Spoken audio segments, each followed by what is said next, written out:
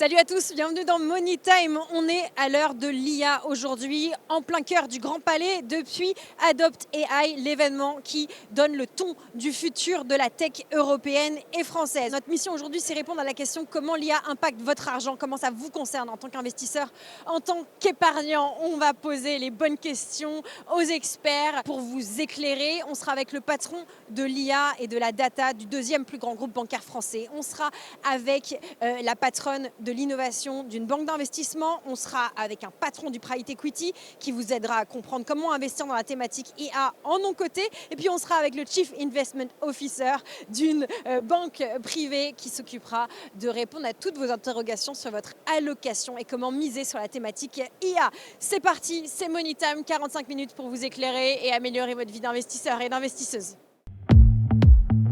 I'm cool, I'm making my own rules. Don't tell me what to do. Round two. On est au Grand Palais pour le salon Adopt AI et on va parler évidemment d'intelligence artificielle qui est au-delà d'un buzzword, qui est quelque chose qui impacte directement non seulement votre performance, mais aussi peut-être le risque de vos portefeuilles. Alors on va poser les bases pour réfléchir à comment s'investir, comment s'exposer intelligemment avec un peu le brain des allocations particulières. Bonjour Benoît. Bonjour Lorraine.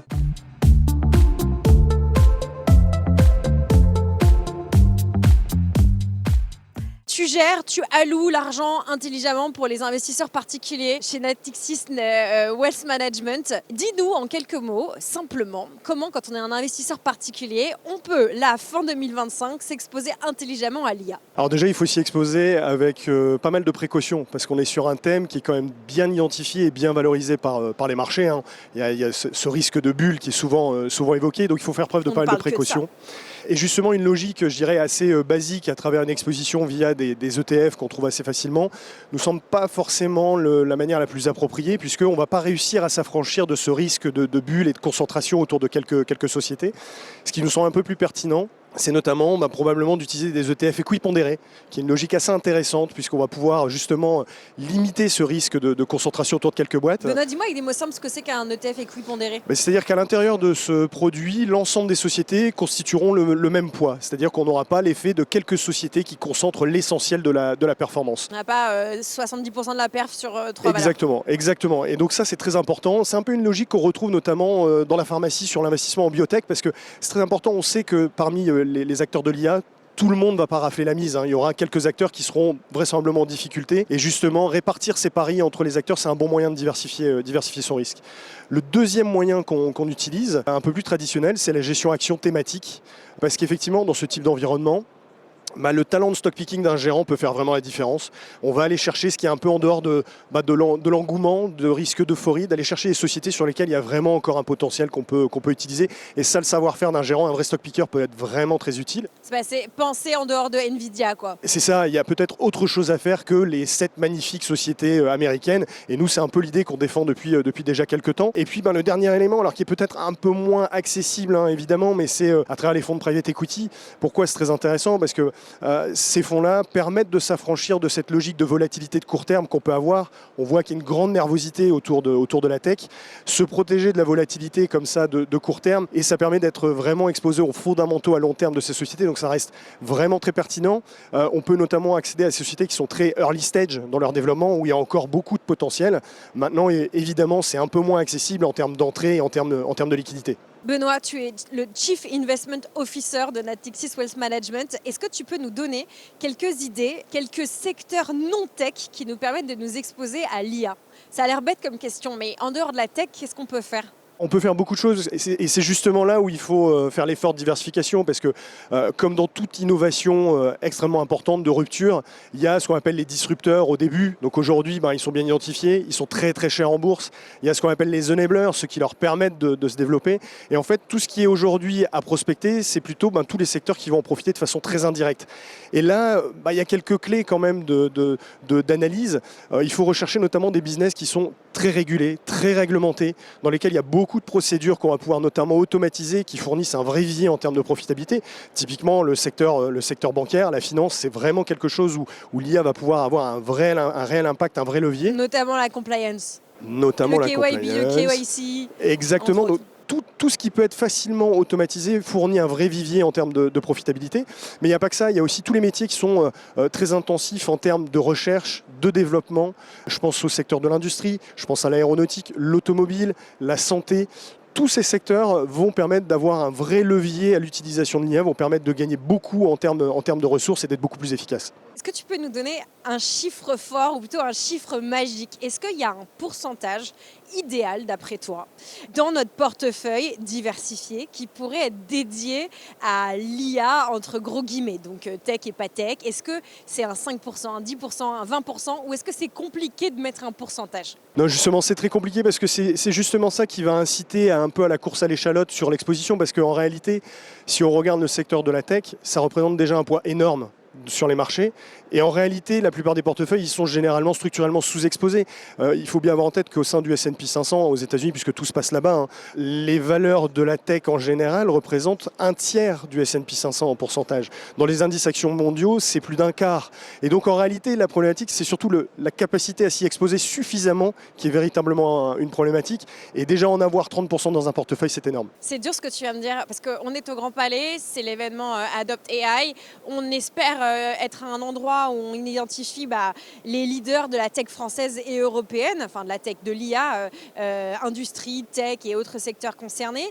Tu rappelles la prépondérance des États-Unis. Oui. D'ailleurs, pour ceux qui sont passés au Grand Palais, on ne voit que des marques américaines. Heureusement qu'on est ici avec un groupe bancaire français et européen.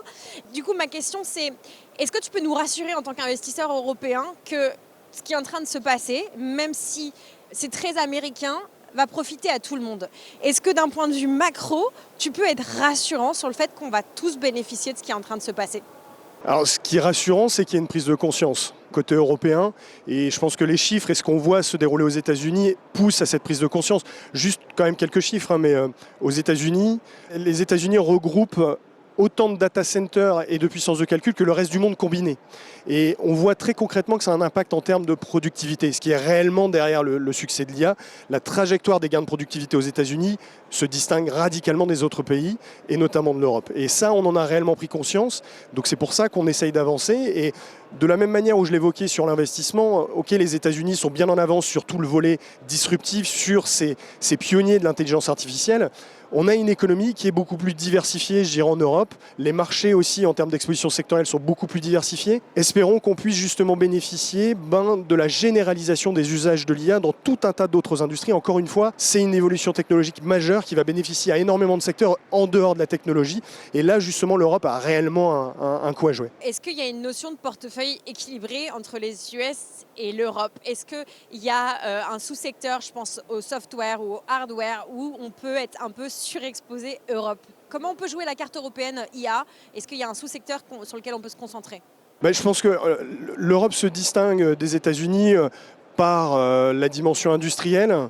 Et je pense que c'est effectivement sur ce secteur-là où on peut peut-être encore faire quelque chose d'assez intéressant parce que on a véritablement une économie qui repose encore sur un socle, mine de rien, industriel dans ce qui est coté. On parle beaucoup de désindustrialisation. On est un peu obsédé par cette histoire de la désindustrialisation. En fait, c'est pas ça le sujet. Si on veut suivre les États-Unis dans les gains de productivité, c'est dans l'innovation qu'il faut investir. C'est pas parce qu'on va réindustrialiser qu'on va forcément profiter de gains de productivité supérieurs.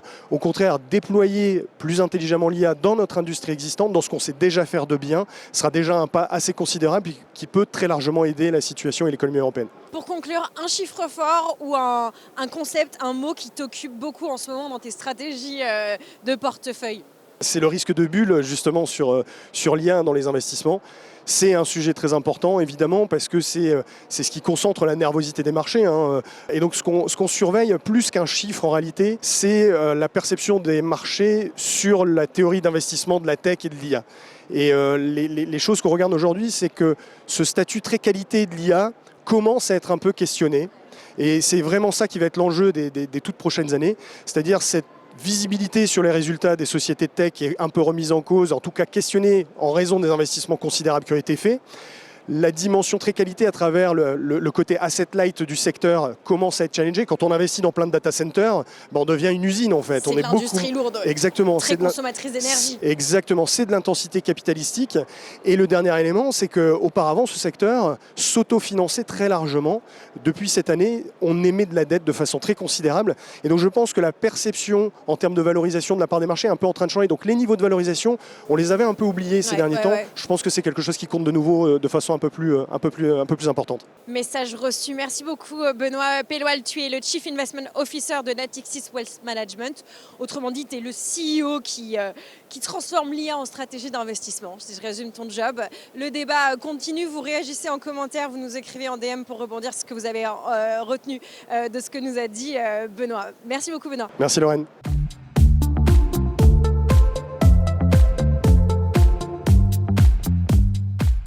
Alors même si personne ne vous l'a expliqué, chaque euro que vous investissez est déjà d'une manière ou d'une autre impacté par l'IA. On est avec Laetitia Fournier pour en parler. Bonjour Laetitia. Bonjour. Laetitia, tu es la femme chez Natixis CIB, c'est-à-dire la banque d'investissement de Natixis, qui navigue entre la data, la régulation et puis, on va le dire comme ça, la géopolitique. En fait, dans la vraie vie, tu es Head of Data et Innovation. Et je voudrais t'entendre ton regard, parce qu'on parle beaucoup de souveraineté technologique, notamment ici à OpenAI. Et je voudrais que tu nous expliques ce que ça veut dire la souveraineté technologique pour toi, très concrètement, et comment ça impacte une banque d'investissement comme la tienne. Oui, effectivement, la souveraineté technologique, c'est clé. Ça veut dire maîtriser les technologies critiques pour nous qui supportent nos activités aussi stratégiques. Donc, ça va de l'infrastructure au système d'IA en passant par la gouvernance des données. La gouvernance des données, on parle des données sensibles de nos clients, exactement, de nos clients, nos transactions. Et il faut qu'on s'assure qu'on les maîtrise. Donc, qu'il n'y ait pas de fuite d'informations et que toutes nos solutions de stockage aussi, elles garantissent la protection des données et la confidentialité. Ça, c'est clé. Et après, dans l'IA, donc on utilise énormément de volume de données et aussi des grandes puissances de calcul. Donc, en fait, on est relié à notre infrastructure, au cloud notamment, au data center. Et là aussi, c'est clé, surtout la dépendance à nos fournisseurs qui sont non européens, puisqu'en fait 60% des marchés mondiaux sont dominés par les 3 hyperscalers, Google, Microsoft et Amazon. Donc voilà, c'est tout ça qu'on regarde au sein de la banque pour nous et qui nous pousse aussi à avoir cette réflexion de la souveraineté technologique. Est-ce que tu peux nous donner un chiffre ou un pourcentage, quelque chose pour qu'on comprenne du point de vue de l'investisseur particulier comment les contraintes là, que tu viens de décrire, elles viennent, augmenter les coûts, complexifier ton job, rendre les choses plus compliquées, ultimement pour nous, les clients au bout de la chaîne? Alors un chiffre clé, j'ai envie de dire que c'est 10% de notre coût total de projet qui est lié au surcoût de la réglementation et de toutes les contraintes qu'on nous impose. On est beaucoup réglementé, il y a DORA, il y a l'IA Act, donc DORA sur la résilience. En un mot, dis-nous ce que c'est DORA avec. Oui, alors DORA sur la résilience opérationnelle numérique et donc qui nous impose à avoir des exigences vis-à-vis de nos prestataires d'informatique, donc notamment sur le cloud. Également l'IA Act qui nous impose de catégoriser nos cas d'usage en fonction des risques et qui interdit aussi certains cas d'usage, tout ce qui est manipulation comportementale, notation sociale et aussi reconnaissance biométrique. Donc voilà, c'est tout ça que nous, on doit mettre en place quand on fait un projet d'IA. On a une gouvernance très stricte pour pouvoir développer en fonction de toutes ces contraintes réglementaires et de sécurité. Tu es la patronne de la donnée chez Natixis CIB. Est-ce que tu peux nous expliquer comment justement, dans un monde où l'accès à la donnée est devenu et depuis longtemps un sujet stratégique, comment ta banque elle peut rester compétitive? Comment ça t'occupe dans ton quotidien? Alors ça nous occupe beaucoup, effectivement. On a, surtout sur la CIB, énormément de données, non seulement des données internes. Je crois que la dernière fois, on avait parlé de 400 000 market data qu'on suit en intraday, donc au tick à tick. C'est quoi? C'est des ordres? C'est des ordres, c'est aussi tout ce qu'on récupère de nos providers, de Bloomberg, etc. pour pouvoir faire des prix sur la salle de marché. Ça, c'est très important. On ne veut pas faire des mauvais prix, donc tout doit être résilient. Et donc, c'est tout ça qu'on regarde, en fait. T'as pas toujours été patronne de la donnée.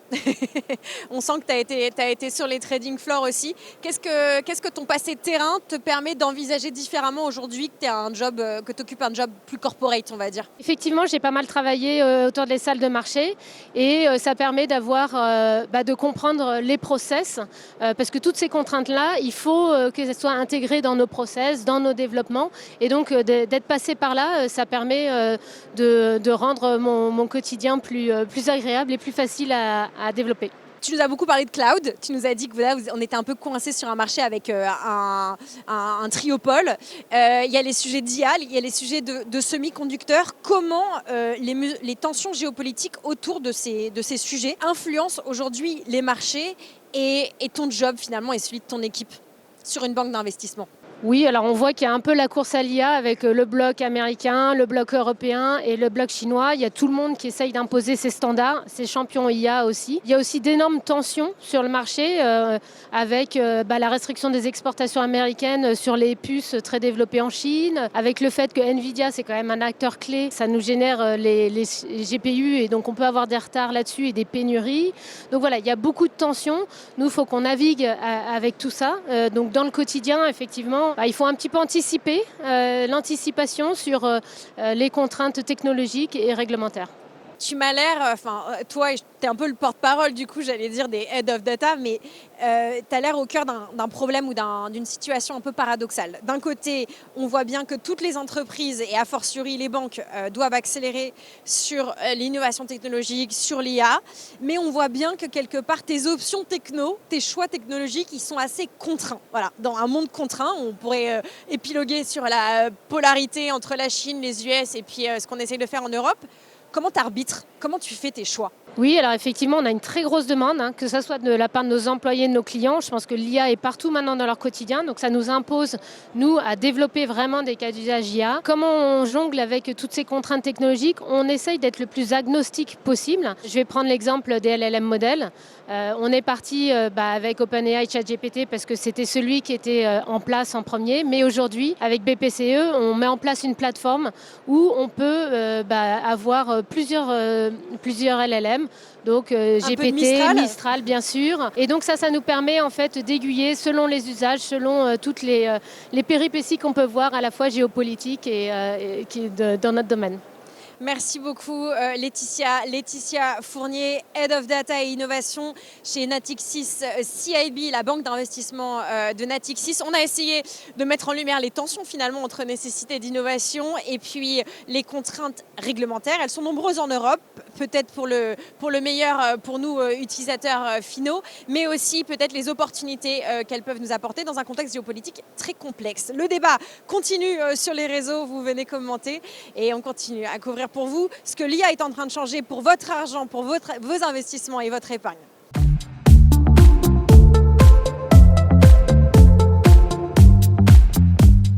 Depuis le Grand Palais, on réfléchit à comment l'IA impacte votre argent. On répond très concrètement à cette question. Si on ne comprend pas l'IA, ça ne sert à rien d'investir, y compris en non-coté, y compris en private equity. Et pour discuter de cela, Marc Ohaillon nous a rejoint. Bonjour Marc.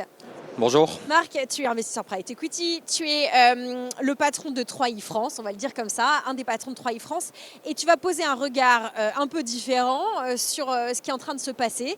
Toi, tu es dans l'univers du non-coté. Ma première question, c'est comment ce qui se passe d'un point de vue géopolitique, les tensions entre les US, la Chine, l'Europe, les tensions sur les puces par exemple, les discussions autour de l'IA réglementaire en Europe, elles impactent tes décisions d'investissement à toi dans ton univers qui n'est pas hermétique au reste des univers d'investissement, mais qui est un petit peu particulier. Nous, en effet, on est dans nos non-cotés. Donc, en fait, on va investir dans les sociétés des ETI. Et moi, je suis à 100% dans les services technologiques. Donc, bien évidemment, ça a un impact parce que ça peut être des facteurs limitants de croissance. Nous, on fait que de la croissance. On investit dans les sociétés qui vont doubler, tripler, quadrupler de taille. Donc, le regard qu'on porte aujourd'hui, bien évidemment, il y a un existant. L'existant, c'est entre la Chine et le monde occidental. Donc, on va chercher à comprendre si les sociétés dans lesquelles on investit sont exposées d'une façon ou d'une autre à des écosystèmes chinois et on va essayer de s'en séparer dans la mesure du possible. En tout cas, pour nous, c'est un red flag. Pas de Chine dans ton portefeuille, on évite. Chine, on la limite. On évite parce qu'à la fin des fins, il peut y avoir un problème et on voit qu'il y a un début de guerre froide sur l'enjeu Chine, monde occidental. Après, la question qui se pose aujourd'hui, c'est la question du cloud souverain et de la souveraineté des données. Là, on est sur une autre problématique Union européenne face au reste du monde et face aux États-Unis. Et là, il y a des nouveaux enjeux qui se posent. En l'occurrence, comment la donnée est hostée, comment la donnée est partagée avec le reste des écosystèmes américains, et est-ce qu'ils peuvent la rapatrier. Et là, c'est encore une nouvelle question qui est relativement récente et sur laquelle on travaille activement. J'ai une question pour rebondir un peu sur ce que tu viens de dire. Tu disais que tu mettais des billes principalement dans des ETI françaises mais aussi européennes. Comment une entreprise de taille moyenne peut rivaliser avec les géants américains qui prennent beaucoup de place médiatique? Est-ce qu'il y a une concurrence comparable? Voilà. Est-ce qu'on a un potentiel de concurrence dans les entreprises européennes? Alors si je prends la France plus particulièrement, il y a deux choses. Il y a les technologies et deux, il y a l'adoption des technologies. Si je prends les technologies, on a une chance en France. On a parmi les meilleures écoles d'ingénieurs en Europe et au monde. Donc il y a un écosystème d'ingénieurs qui est là, qui est présent. Et on a la chance d'avoir des géants, Capgemini, Soprasteria, qui en fait, et Artefact en l'occurrence, qui en fait créent vraiment un bassin sur lequel nous on peut commencer à travailler. Après, les technologies, en fait, sur le cloud, les Américains nous ont déjà dépassés depuis assez longtemps. On a quelques belles sociétés comme Mistral en France qui émergent. Moi, je ne travaille pas tellement sur la technologie parce que ça nécessite des milliards de capex et ça nécessite vraiment d'investir fortement où il y a déjà des avantages préétablis. Par contre, sur l'adoption de l'IA, je pense qu'on peut vraiment faire des révolutions dans les sociétés et pas forcément que dans les sociétés technologiques, mais dans toutes les sociétés. À mon sens, l'intelligence artificielle a le même impact que le web a pu avoir, le même impact que les PC ont pu avoir. On change de façon de travailler, on peut gagner énormément d'efficacité. Pour vous donner un chiffre assez simple, les utilisateurs actifs de ChatGPT, de Claude, peuvent gagner entre 30 et 45 minutes par jour, c'est-à-dire une demi-journée par semaine en productivité pure. Ouais. Mais ça, c'est uniquement si on sait comment utiliser la donnée, si on sait comment prompter. Donc il y a un véritable effort d'entraînement des effectifs et de basculement de la gestion de la donnée dans les organisations. Et ça, c'est sur quoi on travaille. Donc c'est-à-dire que tu mises sur des boîtes qui permettent de taper Exactement. Cette partie-là de l'appréhension de l'IA. Donc c'est du software. Ça va être des services IT. Donc vraiment comment on articule une stratégie de données. Des ESN, dit autrement. Des ESN, mais des ESN avec un gros focus à la fois cloud et data center et gestion de la donnée. Pour les investisseurs particuliers qui nous écoutent, quel est l'intérêt de s'exposer à l'IA? Tu viens de nous en donner un peu une méthodologie via le private equity par rapport à s'exposer à l'IA sur les marchés. Il y a des actions, des ETF. Pourquoi essayer d'y aller par cette catégorie d'investissement? Cette catégorie a un avantage, c'est qu'on peut prendre le temps un peu plus long que les marchés financiers. On n'est pas obligé de démontrer systématiquement tous les quarters qu'on avance sur certains des sujets. On peut prendre une perspective un peu plus longue. Si je prends le cas de 3i, on est en l'occurrence une société cotée en bourse, mais on fait des investissements privés. Et en l'occurrence, on va prendre un horizon de 5 ans sur une société dans laquelle on peut investir pour mener des travaux de fond. Et je pense que ce temps long dans un changement de paradigme comme l'IA est vraiment bénéfique. Le temps long, 5 ans. Il y a 5 ans, il n'y avait pas Mistral. Nvidia n'équipait que des gamers. Dans 5 ans, à quoi ressemblera ton job? Est-ce que tu penses que tu seras toujours concentré sur justement les entreprises de technologie et sur le software et sur le service IT? Oui, très clairement. En fait, moi, je pense qu'on est sur une tendance qui va prendre... Si on prend le web, ça commence au début des années 90, ça émerge véritablement en 2005. Donc, c'est 15 ans. Si on prend l'IA, ça va être la même chose. Donc, les enjeux de data center, de gestion de l'énergie des data centers, les enjeux de la gestion de la donnée dans les entreprises, on est aujourd'hui à l'âge préhistorique de la gestion de la donnée dans les sociétés. Donc, il y a énormément de besoins. Et il y a un vrai besoin en l'occurrence et on est plutôt bien équipé en France pour faire face à ce besoin. À l'âge préhistorique, je note. On fera le bilan dans 5 ans avec toi, Marc. Marc, tu es co-head de 3i France. Une dernière question peut-être pour finir cet échange. Quel est le ticket moyen que vous mettez chez 3i dans des entreprises, ou donne-nous un ordre de grandeur, dans des investissements IA en France ou en Europe?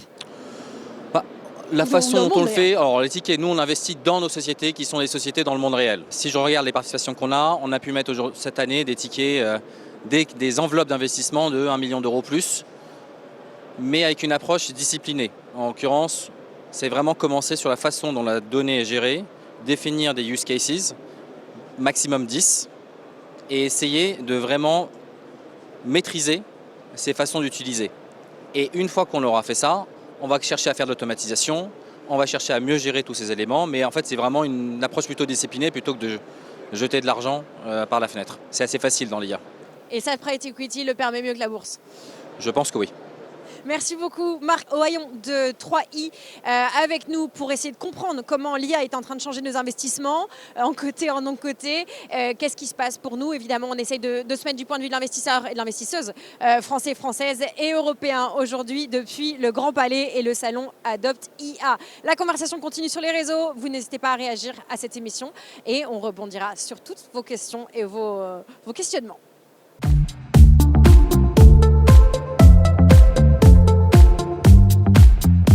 On est au Grand Palais pour le salon Adopt AI. On essaye de prendre le pouls de la tech européenne, de la tech, mais pas seulement, puisque l'IA est en train de rebattre les cartes dans tous les secteurs. Et aujourd'hui, on va réfléchir à comment ça nous impacte en tant qu'investisseurs particuliers.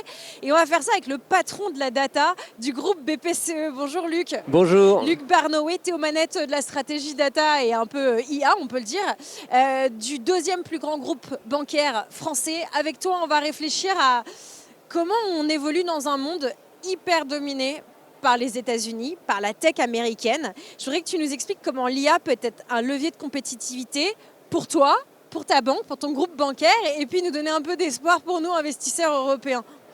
Alors ce qui est effectivement important dans la relation entre une banque et ses clients, c'est cette relation de confiance. Donc c'est vrai que l'enjeu de relation client, il est clé pour nous. Et nous, notre relation client, elle s'appuie sur le meilleur du digital et sur le meilleur de l'humain à travers les 6000 agences, banques populaires et caisses d'épargne sur le territoire français.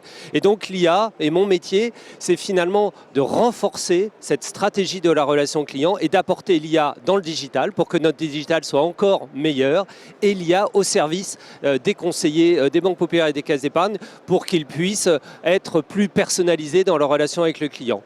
Donc voilà. Nous, notre approche sur l'IA, ce n'est pas l'IA qui chamboule tout, c'est l'IA qui est au service d'une stratégie de relation client. Comment un groupe bancaire se met à faire de la tech quand tu vois qu'il y a des big tech qui se mettent à faire de la banque et des néobanques qui sont by design digital? Comment vous arrivez à ne pas creuser l'écart et justement même à rester en compétition du point de vue interne? Parce que tu as un sujet de recrutement, tu dois faire former tes banquiers, les garder, etc. Je dis banquiers pour tous les métiers qu'il y a évidemment dans votre groupe, mais aussi pour nous finalement clients, investisseurs en bout de chaîne qui utilisons les services. Comment ça reste compétitif? Alors l'IA... La banque, c'est quand même une industrie qui utilise beaucoup de technologies et beaucoup d'IT. Nous, on n'a pas d'usine au sens d'usine de production de biens physiques. Nous, notre usine, voilà, nous, nos usines, ce sont nos systèmes informatiques. Donc, on est une industrie qui est quand même très technologique parce qu'on manipule énormément de données. Et donc, effectivement, tout ce patrimoine de données, on parle de big data, hein, c'est un patrimoine d'ailleurs qui croît dans le temps, hein, avec le digital, avec les nouveaux données, par exemple, autour des enjeux climatiques, c'est un patrimoine qui s'accroît très régulièrement. Et donc, on utilise l'IA pour finalement valoriser l'ensemble de ce patrimoine. Et donc, peut-être que nous ne sommes pas une boîte tech, mais on utilise la tech. Et pour nous, la tech fait partie des grandes transitions. Et je vous donne juste un chiffre. L'IA générative, c'est pas si vieux. 2 ans, 3 ans. Et au bout de 2 ans, nous avons déjà plus de 80% des personnes dans le groupe, des salariés du groupe qui ont utilisé des services à base d'IA générative. Donc on intègre complètement les enjeux de la tech puisqu'on considère que la transition technologique fait partie des grandes transitions qui traversent nos sociétés. Donne-moi un chiffre pour illustrer justement l'impact de l'IA à l'intérieur du groupe BPCE. Alors j'en ai cité un, les 80% de personnes qui l'ont déjà utilisé, mais ce qui nous intéresse aussi, c'est au quotidien. Voilà, la récurrence de l'usage. On est très dans les codes du digital. Ce qui est important, c'est des usages récurrents qui sont utilisés par l'ensemble de nos clients et qui créent de la valeur. S'ils y reviennent, c'est qu'ils y voient de la valeur. Et donc aujourd'hui, on a plus de 50% des collaborateurs du groupe qui utilisent des solutions à base d'IA générative de manière très régulière au quotidien. Maintenant, dis-moi, du point de vue utilisateur terminal, parce que vous avez beaucoup de clients en France et aussi en dehors de France, qu'est-ce qui est game changing? Qu'est-ce qui fait que aujourd'hui, ça peut être un critère pour que je me dise, tiens, je vais devenir client de la Caisse d'Ep ou je sais pas moi, passer à basculer en banque d'investissement chez Natixis. Convainc-moi. Ouais. Alors, je pense que ce qui est très important, c'est de voir un peu globalement la promesse qu'on fait à nos clients finaux. On parle de data, d'IA, mais on peut parler aussi du digital. Hein. C'est vraiment une vision un peu globale qu'il faut avoir. Alors, qu'est-ce que apporte l'IA finalement de manière un peu spécifique? Je pense que l'IA apporte de la personnalisation. Donc, en tant que client, je souhaite que ça soit quand je discute avec mon conseiller bancaire ou quand je consulte mon application mobile, qu'elle me parle à moi avec toute l'intelligence apportée par la connaissance client que j'attends de ma banque. Un truc personnalisé, t'as pas envie de parler à un chatbot, quoi. Exactement, ou en tout cas un chatbot qui me connaît et qui me répond de manière personnalisée et pas de manière standard. Et comme je pense nous, on l'expérimente dans notre vie quotidienne quand on utilise par exemple un LLM comme Mistral ou ChatGPT pour travailler. Toi, tu veux qu'on ait la même expérience client avec une interface bancaire? Oui, tout à fait. Et nous, notre enjeu, c'est le LLM, évidemment, c'est le cœur du réacteur d'un point de vue technologique, mais notre enjeu, c'est une IA générative qui se distingue, qui se personnalise, qui se contextualise. Et pour ça, on ajoute, alors c'est très sécurisé, hein, je vous rassure, mais on ajoute à ces modèles génériques la connaissance qu'on a de nos clients et l'ensemble, je dirais, des données que l'on peut mobiliser. Et ça permet d'avoir une IA générative qui est puissante, mais qui est très personnalisée. Donc ça, c'est effectivement ce que je peux attendre d'une banque, c'est plus de personnalisation, c'est plus de simplicité et c'est plus de sécurité. Sécurité, on utilise l'IA depuis très longtemps pour protéger nos clients et se protéger de la fraude. Alors c'est un combat difficile, mais en tout cas, on y met évidemment beaucoup d'énergie. Et puis plus simple, parce que je pense que l'IA va changer les codes du digital et va rendre encore plus simple nos interactions avec le digital, en la rendant beaucoup plus conversationnelle, en réinventant peut-être le vocal. Alors le vocal, on en parle depuis très longtemps, mais avec l'IA générative, on voit qu'on passe une étape suivante. Et puis il y a toute la promesse de l'IA agentique qui fait que peut-être demain, on achètera de manière différente sur Internet. Et il faut qu'on accompagne nos clients, qu'ils soient particuliers ou marchands, dans ces nouvelles tendances du marché. Quand tu assistes sur la dimension vocale, il y a quelque chose autour de l'incarnation, parce que finalement, une voix, ça incarne beaucoup plus que juste un échange par texte dans un chatbot. L'IA agentique, dis-le avec des mots de tous les jours. Comment t'expliquerais ça à ceux qui nous suivent et qui nous écoutent là? Alors je dirais que l'IA générative qu'on utilise aujourd'hui, c'est une IA qui nous informe ou une IA qui nous assiste. Mais en fait, on peut aller probablement plus loin avec les nouvelles générations d'IA générative, avec une IA qui prend des décisions ou des IA qui organisent un processus. Par exemple, à travers une interface IA, vous pourrez demander de réserver des billets d'hôtel, des avions, de réserver votre voyage. Donc une IA qui ne simplement ira au-delà de vous informer, mais réalisera une action à votre compte. Et donc c'est ça effectivement la promesse d'une IA agentique, une IA qui agit, hein, c'est son nom, mais évidemment l'enjeu dans un environnement sécurisé comme la banque, c'est que les actions qui vont être déclenchées par l'IA, on puisse en maîtriser la performance et la qualité sur la durée. Donc évidemment, c'est le gros enjeu sur lequel on travaille, mais on l'expérimente en ce moment et on pense que c'est des technologies qui vont arriver à maturité dans les tout prochains mois. Luc, tu es le boss de l'IA et de la data pour le groupe BPCE. C'est quoi ton plus gros chantier là à venir? Tu as beaucoup parlé de data. On a parlé d'IA évidemment, on a beaucoup parlé de data, tu as même parlé de big data, terme que les moins de 25 ans ne connaissent plus. Pas connu. Mais j'ai les cheveux blancs, je peux l'utiliser. Mais peut-être pour conclure, au-delà de la data, c'est quoi ton plus gros challenge à toi et tes équipes? Et puis si tu peux te faire le porte-parole finalement des entreprises bancaires et puis un peu de la France en fait. C'est quoi ton plus gros challenge? Nous, le challenge, et d'ailleurs le nom du salon s'y porte bien, c'est l'adoption. Voilà, l'adoption. Parce que nous, on raisonne pour l'IA avec nos codes du digital. Et le code du digital, c'est l'adoption par les utilisateurs et la création de valeur. C'est vraiment ce qui nous obsède. Donc on est dans une phase aujourd'hui où on communique beaucoup sur l'adoption et nous, on aime communiquer sur des choses concrètes. Et cette adoption, elle va créer de la valeur. Donc je pense qu'aujourd'hui, effectivement, notre enjeu, c'est de poursuivre l'adoption de l'IA, que cette adoption se traduise en valeur et qu'on pense déjà au coup d'après, qu'on prépare les déploiements de demain avec notamment les développements sur l'IA agentique. Luc Barneau, le patron de l'IA et de la data du groupe BPCE. Merci de nous avoir emmenés un petit Merci peu dans ton beaucoup. quotidien. On est depuis le Grand Palais où on essaye de prendre le pouls de comment ça se passe du côté européen, comment on adopte l'IA et surtout répondre à cette question, comment ça vous concerne, comment ça vous impacte en tant qu'épargnant, en tant qu'investisseur, en tant qu'agent européen et français. Et on essaye de faire ça avec les meilleurs experts depuis le Grand Palais. C'est la fin de Money Time. Merci beaucoup d'avoir été avec nous. On était depuis le Grand Palais pour essayer de répondre à cette question, comment l'argent est impacté par l'IA, comment vous êtes concerné en tant qu'investisseur, investisseuse. Si ça vous a plu, vous vous abonnez, vous likez et surtout vous partagez. Un grand merci à tous nos invités pour leur partage d'expertise. Un grand merci à l'équipe d'Eitash et de BPCE qui nous a accueillis sur son stand. Et puis merci à toute l'équipe Aircube de Paris à Bali en passant par Londres et Lyon. Je vous dis bonne semaine. On se retrouve dans moins de 8 jours. Portez-vous bien d'ici là. Everything I touch turns to gold. How about that?